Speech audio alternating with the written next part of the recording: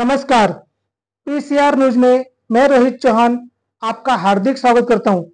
उल्लासनगर महानगर पालिका के रिटायरमेंट कर्मचारियों ने महानगर पालिका के बाहर किया आंदोलन।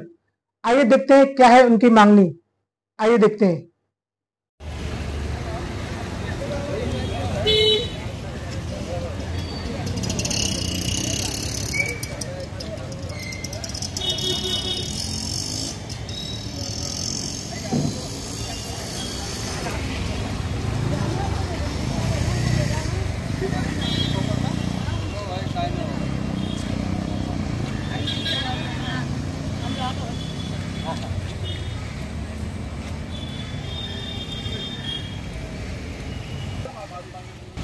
हमारी मांगे पूरी करो, वरना कुर्सी छोड़ दो। हमारी मांगे पूरी करो, वरना कुर्सी छोड़ दो। हमारी मांगे पूरी करो, वरना कुर्सी छोड़ दो। हमारी मांगे पूरी करो, वरना कुर्सी छोड़ दो। हमारी मांगे पूरी करो, वरना कुर्सी छोड़ दो।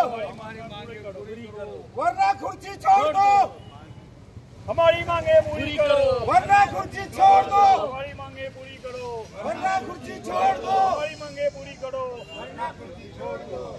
सेवानिवृत्त कर्मचाऱ्यांचा छळ थांबवा। सेवानिवृत्त कर्मचाऱ्यांचा बोला, भीक नको आम्हाला, हक्क पाहिजे, भीक नको आम्हाला। सेवानिवृत्त कर्मचाऱ्यांच्या मागण्या पूर्ण करा। पूर्ण करा, सेवानिवृत्त कर्मचाऱ्यांच्या मागण्या पूर्ण करा। पूर्ण करा, पूर्ण करा। की जय, भारत माता की जय, भारत माता की जय। वंदे मातरम, वंदे मातरम, वंदे मातरम। सर, आज उल्हासनगर महापालिका सेवानिवृत्त कर्मचारी संघाच्या वतीने सेवानिवृत्त कामगारांचे प्रलंबित प्रश्नांबाबत बऱ्याचशा प्रश्न असल्यामुळे आम्ही सर्वानुमते एक छोटस आंदोलन आयोजित केलं होतं।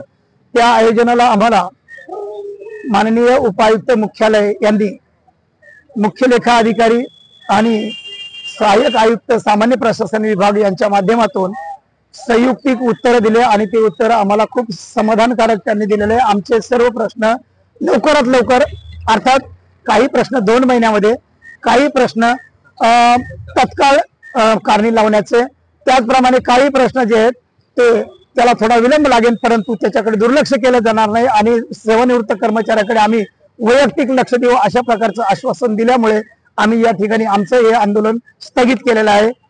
तर आम्ही याबाबत पोलीस प्रशासनाचं आणि महापालिकेचं, त्याचप्रमाणे आमच्या सर्व जवानांचं, सेवानिवृत्त जवानांचं मनापासून धन्यवाद देतो।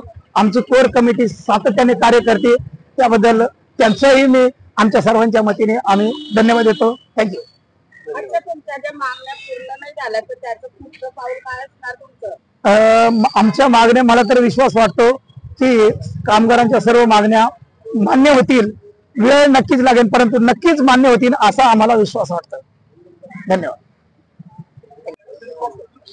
2016 पासून 7वा वेतन लागला आहे आणि 2016च्या नंतर आमच्या महानगरपालिकेने 2020 पासून 1% आम्हाला देण्याचे चालू केले आहे, ते पण त्यांनी आता बंद केले आहे। दुसरी गोष्ट, जे आमचे सेवानिवृत्त कर्मचारी आहेत त्यांचे ग्रॅज्युटी अजून मिळाले नाही। सुट्टीचा जो इतर एरियास आहे तो मिळालेला नाही। आमचे लोक ऍडमिट आहेत दवाखान्यामध्ये, काही अजून मयत होऊन गेले, तरी प्रशासनाचं काही लक्ष नाहीये। तरी आमचं विनंती आहे मॅडमला की हे आमचं जे वयस्कर लोक आहेत जे आता ऍडमिट आहेत, बाकी मरून गेले, त्यांच्या परिवाराला खायला नाही आहे, तरी पण नुसतं आश्वासनाची पूर्तता करतात तुम्ही। मागच्या वेळी पण चौगुले मॅडमने आम्हाला सांगितलं की नियोजन करता, आम्ही समिती नेमतो। आता परत ते उत्तर दिले गेले की आम्ही समिती करतो। फक्त कर्मचाऱ्यांना देण्यासाठी पैसे नाही आहे, इतर सर्व कारभार बंद झाला आहे। हे प्रशासनाने आम्हाला सांगावं आणि लेखी रूपात द्यावं की तुम्ही जर 15 दिवसात देतायत तर 15 दिवसात आम्हाला आमच्या लोकांचे मागण्या पूर्ण कराव्यात। फक्त 15 दिवसाचं आश्वासन देतात आणि परत आम्हाला वर्षभर ते सांगतात की पैसा नाही। आमच्या नगरपालिकेचे आम्ही आता निवृत्त कर्मचारी आहे, नुसतं पेन्शनर काय होणार आहे? दवाखान्याला 5-5 लाख रुपये लागू नाही तर आमचे कर्मचारी जिवंत नाही राहत। आता ही महिला, हिला इकडे या महिला, यांना 10 लाख रुपये लागून गेले। या रिटायर होऊन यांना अजून पूर्ण पैसे मिळाले नाही. अर्धे लोक हार्ट पेशंट हार्ट पेशंट आहे. माझे 3 ब्लॉकेज काढायचे. मला ऑपरेशनला पैसे नाही, वायद्यावर व्हायचे. सप्टेंबर महिन्यात देतो, ऑक्टोबर मध्ये देतो, ते वायद्यावर. आता काय बोलायचं? कर्मचाऱ्यांना देण्यासाठी नाही, इतर लोकांना बरोबर पैसा देतात.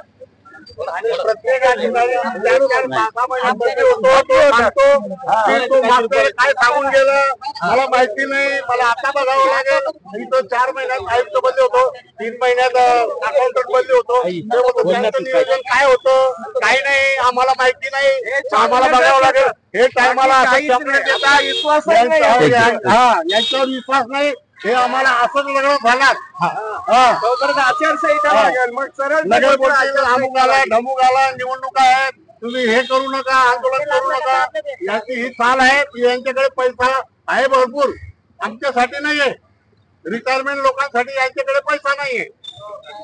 तरी प्रशासनाने आमच्या सेवानिवृत्त कर्मचाऱ्यांना थोडीफार दया दाखवून आमच्या कर्मचाऱ्यांचे प्रश्न सोडवा, आमची प्रशासनाला विनंती आहे.